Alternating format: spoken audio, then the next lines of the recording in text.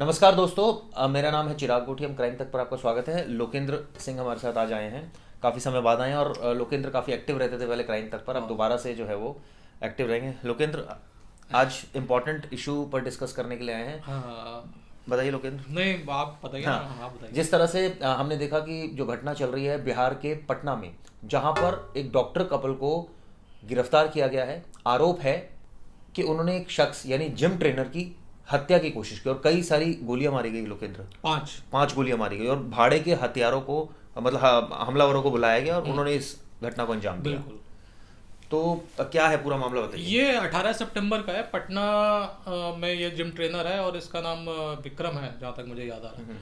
और ये सुबह इसने एक जिम ज्वाइन कर रखी थी, वहाँ पे एज अ ट्रेनर ये काम करता था। सुबह अपना स्कूटी से जा रहा था और ये कदम कुआं इलाका है पटना का। वहाँ पे एक तरीके से इसको वेलेट किया गया। वेलेट मतलब कि ये जा रहा था और रास्ते में जैसे इसकी स्कूटी एक गली के अंदर पहुंची तो शूटर्स थे वहाँ पे। करीबन 5 शूटर बताए जा रहे हैं अभी तक, जो पुलिस की तफ्तीश हुई है उसके मुताबिक। तो 5 शूटर्स ने 5 गोलियां मारी। 2 गोली इसके हाथ में लगी, 2 गोली इसके पाँव में लगी और 1 गोली इसकी कमर में लगी। तो उसका ऑपरेशन अभी होना बाकी है, शायद हो गया होगा। लेकिन अब ये देखिए कि जब इसको गोली लग गई है, स्कूटी से नीचे गिर गया, खून वून पूरा निकला और शूटर्स को लगा कि ये हो गया काम, तो ये लोग भाग गए वहाँ से।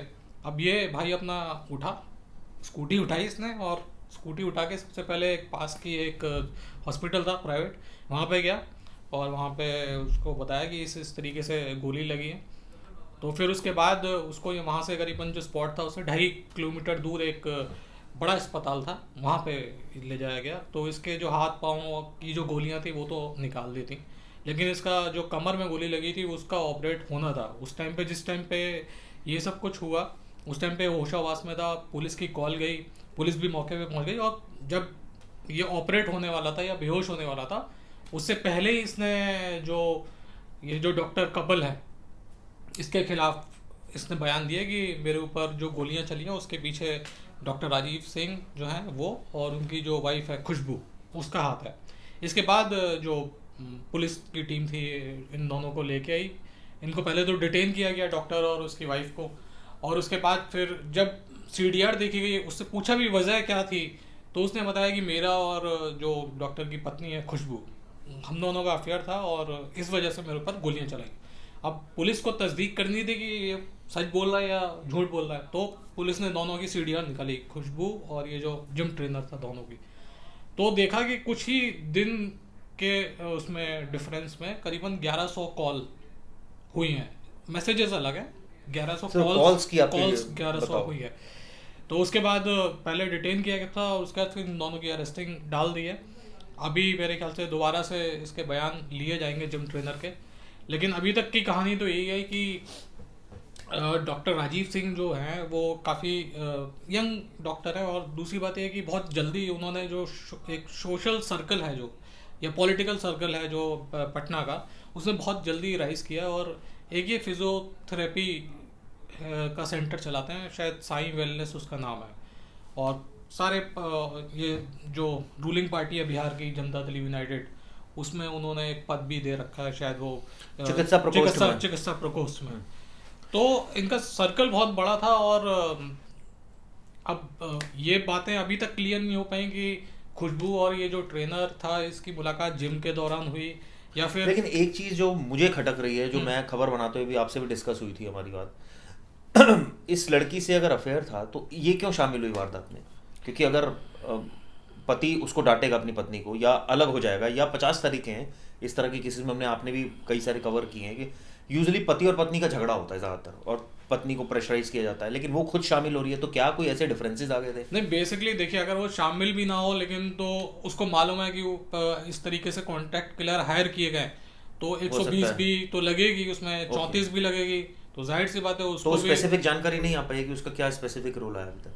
नहीं, स्पेसिफिक रोल तो अभी इंटरोगेशन होगी। और दूसरी बात है कि मामला हाई प्रोफाइल है, तो पुलिस भी जो है उसको बहुत ज़्यादा बता नहीं रही उसके बारे में।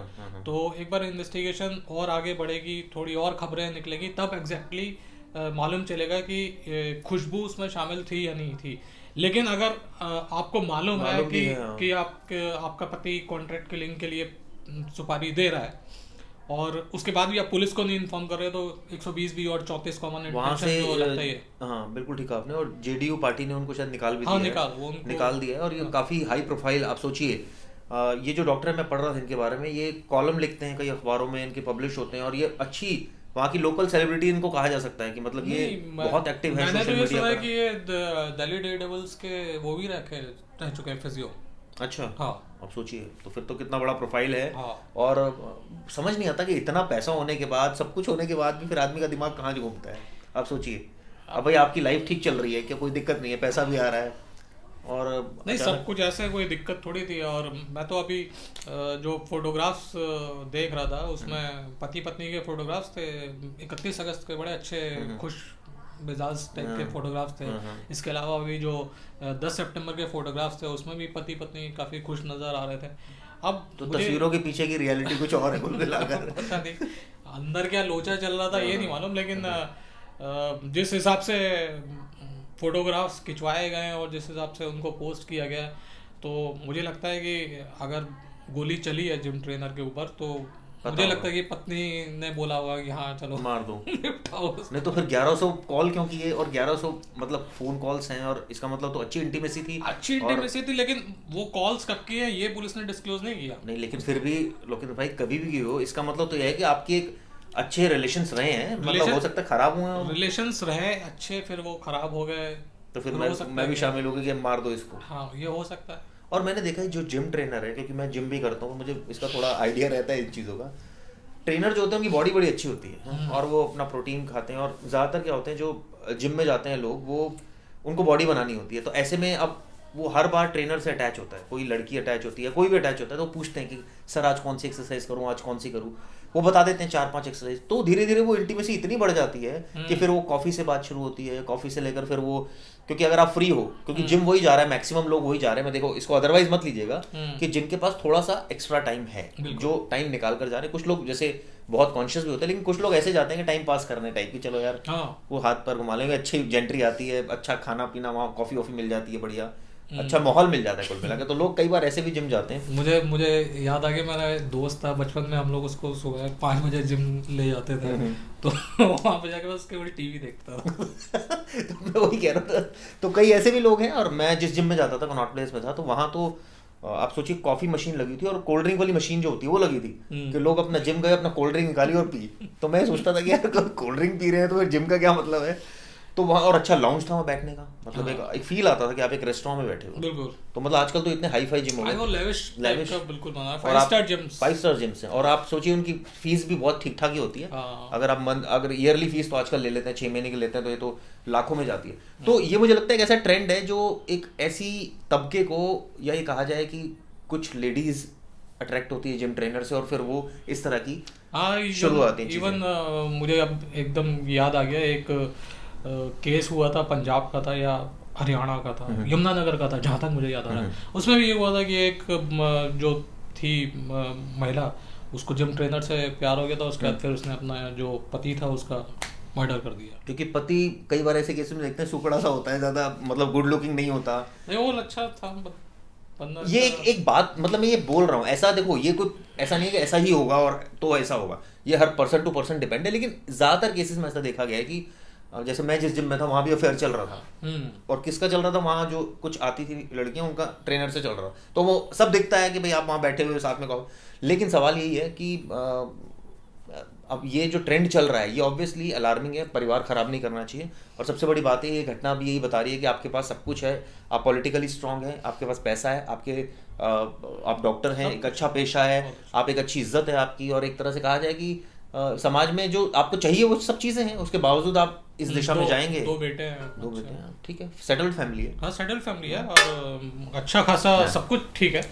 अब देखते हैं कि इन्वेस्टिगेशन होती है उसमें क्या निकल कर आता है, और वो जो भी निकल कर आएगा फिर आपके साथ या तो हम लोग इस मंच पे यानी क्राइम तक के उस पर, या फिर हम अपनी जो वेबसाइट है crimetech.in उस पर हम बिल्कुल ये जो पूरी इन्वेस्टिगेशन है इसकी कहानी आपको लिखेंगे और बताएंगे, और आप भी फॉलो करिए इस केस को। आज के लिए मेरे ख्याल से इतना ही। और हम लगातार हमारे चैनल को आप सब्सक्राइब कीजिए। इस वीडियो के बारे में आपके क्या कमेंट्स हैं वो ज़रूर लिखिएगा, और ज़्यादा से ज़्यादा इसको शेयर कीजिए। थैंक यू दोस्तों।